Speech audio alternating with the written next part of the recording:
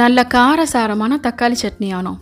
இந்த சட்னியானத்தை இட்லி, தோசை, பூரி இப்படி எது கூட வச்சு சாப்பிட்டாலுமே ரொம்ப நல்லாயிருக்கும். இப்போ இதை எப்படி செய்கிறதுன்னு பார்க்கலாம். ஃபர்ஸ்ட் நான் ஒரு இரும்பு சட்டியில் ஒரு சின்ன குளிக்கரண்டி அளவுக்கு எண்ணெய் சேர்த்துருக்கேன்.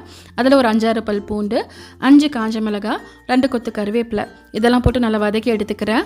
உங்ககிட்ட காஷ்மீரி மிளகாய் இருந்துச்சுன்னா அதையும் கொஞ்சமாக சேர்த்துக்கோங்க. சட்னியான பார்க்குறதுக்கே ரொம்ப நல்லாயிருக்கும். இது நல்லா வதங்கின பிறகு 1 கப் அளவுக்கு சின்ன வெங்காயம் சேர்த்துருக்கேன். இதில் தேவையான உப்பு சேர்த்துட்டு கொஞ்சமாக புளியும் போட்டுக்கிறேன். நாம் இதில் தக்காளி சேர்க்க போகிறோம். ஸோ புளி ரொம்ப கொஞ்சமாக சேர்த்தாலே போதும். வெங்காயத்தை கட் பண்ணணுங்கிற அவசியமெல்லாம் இல்லை, அப்படியே முழுசாக சேர்த்துருங்க. வெங்காயம் நல்லா வதங்கி வந்த பிறகு 4 தக்காளி கட் பண்ணி சேர்த்துக்கிறேன். அதோட ஒரு கையளவுக்கு துருவின தேங்காயும் போட்டுக்கிறேன். நான் தக்காளியும் ரஃபாக தான் கட் பண்ணியிருக்கேன். நம்ம எல்லாத்தையும் நல்லா வதக்கி எடுத்துட்டாலே போதும். ஆனால் நல்லா பழமான தக்காளியாக பார்த்து யூஸ் பண்ணுங்கள். இப்போ இதில் 1 டீஸ்பூன் அளவுக்கு மிளகாய் தூளும் சேர்த்துக்கிறேன். நீங்கள் சேர்த்த மிளகாவோட காரம் போதும்னா மிளகாய் தூள் சேர்க்கணுங்கிற அவசியம் இல்லை. நான் கலர் பார்க்குறதுக்கு நல்லா இருக்கணுங்கிறதுக்காக வேண்டி மிளகாய் தூள் சேர்த்துக்கிட்டேன். நீங்கள் மிளகாய் தூளுக்கு பதிலாக மொத்தமாக காஞ்ச மிளகாய் கூட போட்டுக்கலாம். அதெல்லாம் உங்கள் இஷ்டம்தான். நான் இப்போ இதை அப்படியே ஒரு மிக்ஸி ஜாருக்கு மாற்றிக்கிறேன். நம்ம வதக்கின இரும்பு சட்டியில் கொஞ்சமாக தண்ணி விட்டு அலசி அதையும் மிக்சியில் ஊற்றிக்கிறேன். நல்லா ஆறின பிறகு அரைச்சி எடுத்துடலாம்.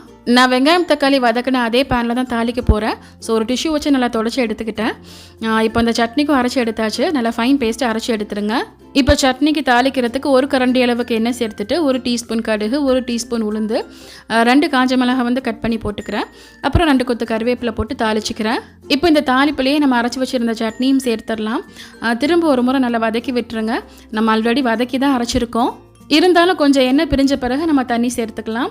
நான் மிக்ஸி அலசி தேவைக்கு தண்ணி சேர்த்துக்கிட்டேன். சட்னியான கொஞ்சம் தண்ணியாக தான் இருக்கும். ஸோ உங்களுக்கு எந்த அளவுக்கு ஆன வேணுமோ அதுக்கேற்ற மாதிரி நீங்கள் தண்ணி சேர்த்துக்கங்க. நான் இது தக்காளி சட்னி ஆனம்னு சொல்கிறேன். ஒரு சில பேர் இது கார சட்னி ஆனம்னு சொல்லுவாங்க.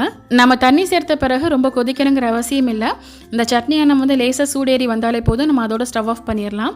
நான் இதில் கொஞ்சமாக சீனி சேர்த்துக்கிறேன். நம்ம சீனி சேர்க்கும் போது இந்த சட்னி ஆனம் இனிப்பு, புளிப்பு, காரம்னு ரொம்பவே நல்லாயிருக்கும். நான் ஸ்டவ் ஆஃப் பண்ணிவிட்டு ஃபைனலாக மல்லியில கட் பண்ணி போட்டுக்கிறேன்.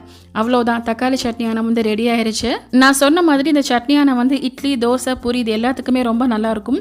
பட் எனக்கு இட்லிக்கு தொட்டு சாப்பிட தான் ரொம்ப பிடிக்கும். இது ஒரு மஸ்ட் ட்ரை ரெசிபி. நீங்களும் ட்ரை பண்ணி பாருங்கள். தேங்க்யூ.